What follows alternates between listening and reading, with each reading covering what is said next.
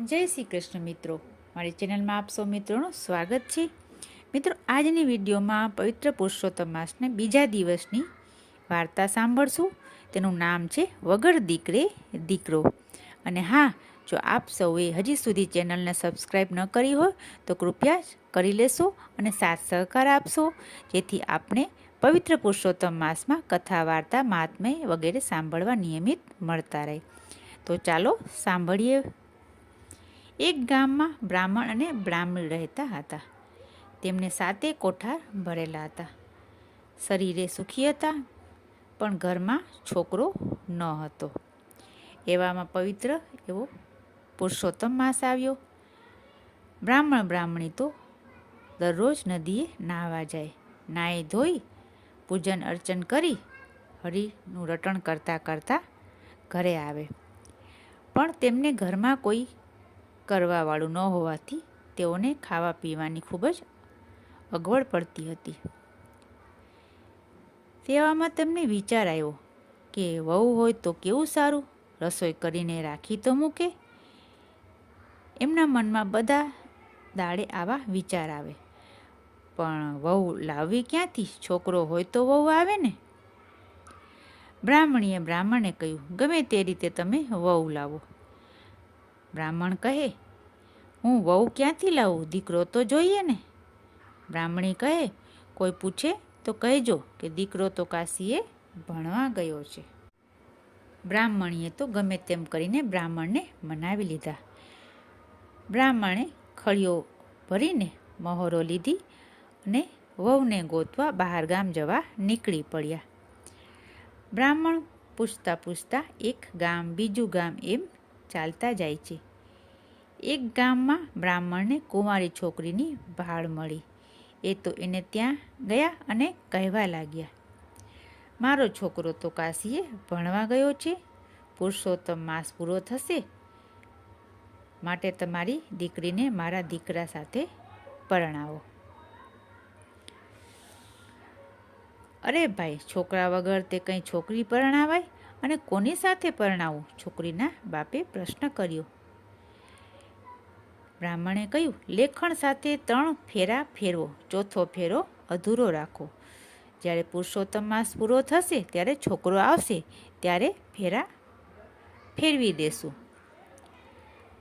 બ્રાહ્મણની વાત સાંભળી છોકરીના બાપે હા કહી દીધી.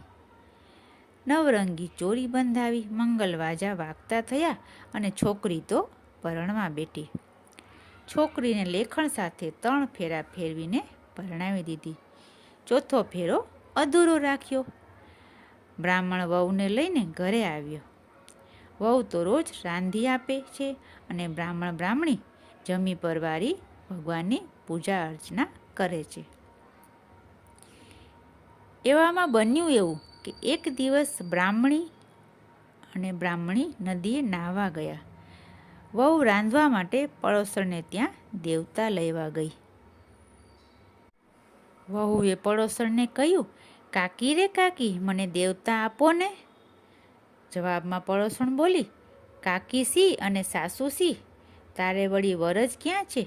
તને તો છેતરીને પરણાવી લાવ્યા છે.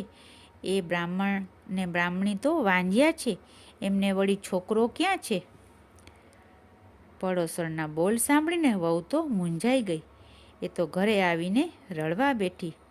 તેને તો રસોઈ કરવાનું એ ભૂલાઈ ગયું અને રડતી રહી. સાસુ સસરા નદીએથી નાહીને આવ્યા. વહુને રડતી જોઈને પૂછ્યું, વહુ બેટા રડે છે કેમ? શું થયું? વહુએ બધી માંડીને વાત કરી અને કહેવા લાગી, તમારો દીકરો મને બતાવો. સસરાએ કહ્યું, વહુ બેટા તું ધીરજ રાખ, દીકરો આવશે, અવશ્ય આવશે. સાસુમાએ 7 કોઠારની ચાવીઓ અને બધું ઘરનો વહીવટ વહુને સોંપી દીધો. સાસુના મનમાં એમ કે કાંઈ કરતાં જો વહુનો જીવ ગોઠે છે, એવું વિચારીને તેમને બધી ચાવીઓ વહુને આપી દીધી.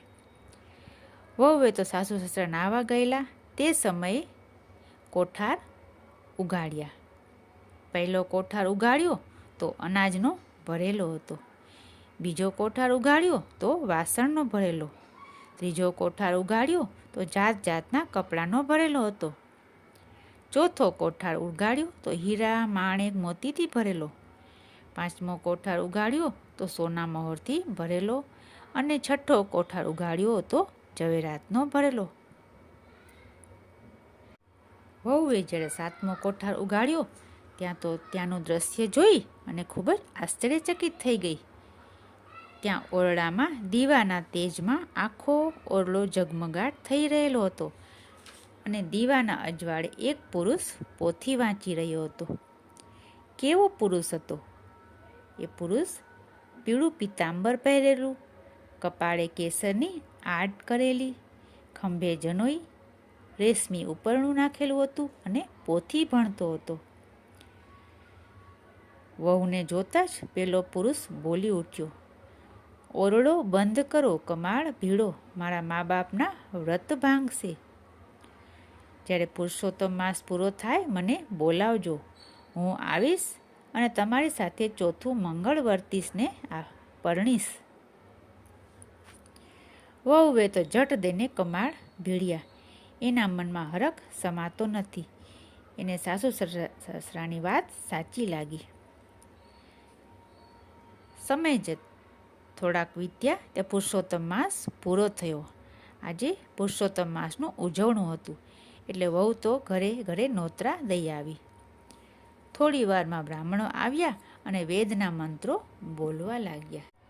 વહુ કહે, સાસુમાં ચોરી બંધાવો, આજે તો તમારો દીકરો આવવાનો છે, કેમ ભૂલી ગયા? હજી તો મારે ચોથું મંગળ વ્રતવાનું એ અધૂરું છે. વહુની વાત સાંભળી સાસુ તો ખૂબ જ મૂંઝવણમાં મુકાઈ ગયા. છોકરો સોને વાત સી, એણે તો ભગવાન ભરોસે ચોરી બંધાવી અને મંગળવાજા વાગવા માંડ્યા. બ્રાહ્મણો કહે, હવે વર કન્યા પધરાવો. સાસુ માને મૂંઝાતા જોઈ વહુ બોલી, બા કેમ મૂંઝાઓ છો?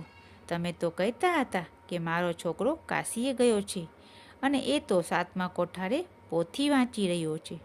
એમણે મને કહ્યું છે મારું નામ પુરુષોત્તમ રાય, મને પુરુષોત્તમ માસના છેલ્લા દિવસે બોલાવજો એટલે હું આવીશ. વહુની વાત સાંભળી સાસુમાએ સાદ કર્યો, બેટા પુરુષોત્તમ રાય બહાર આવો. સાસુમાનો અવાજ સાંભળી થોડી વારમાં ઓરડાના બારણા ઉઘડ્યા. ચાખડીઓ બોલવા લાગી અને પુરુષોત્તમ રાય બહાર આવ્યા. પુરુષોત્તમ રાય પીળું પિતાંબર પહેરેલું, કપાળે કેસરની આડઈ કરેલી અને લાલ ચાખડીએ ચઢેલા. બ્રાહ્મણ બ્રાહ્મણી તો પુરુષોત્તમ રાયને ભેટી પડ્યા અને એમને પરણમાં બેસાડ્યા. ચોથું મંગળ વર્તાયું અને પાંચમે મંગળે પુરુષોત્તમ રાય પરણી ઉઠ્યા. ઘરમાં આનંદ આનંદ છવાઈ ગયો. શ્રદ્ધા અને ભક્તિથી બ્રાહ્મણ અને બ્રાહ્મણીને પુરુષોત્તમ ભગવાન ફળ્યા. જય પુરુષોત્તમ રાય જેવા બ્રાહ્મણ બ્રાહ્મણીને ફળ્યા તેવા વ્રત કરનાર સૌને ફળજો. મિત્રો, હવે પછીની વાર્તા આપણે આવનારી વિડીયોમાં સાંભળશું. ફરી મળશું. ત્યાં સુધી જય શ્રી કૃષ્ણ, જય પુરુષોત્તમ ભગવાન.